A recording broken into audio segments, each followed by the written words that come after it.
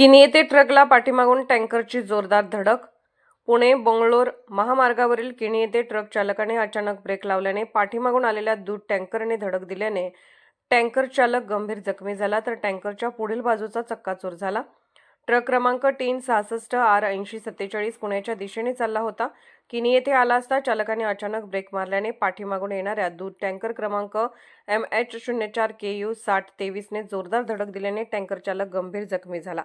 धडकेत टँकरचा पुढील बाजूचा चक्काचूर झाल्यामुळे चालक आतच अडकून राहिला होता.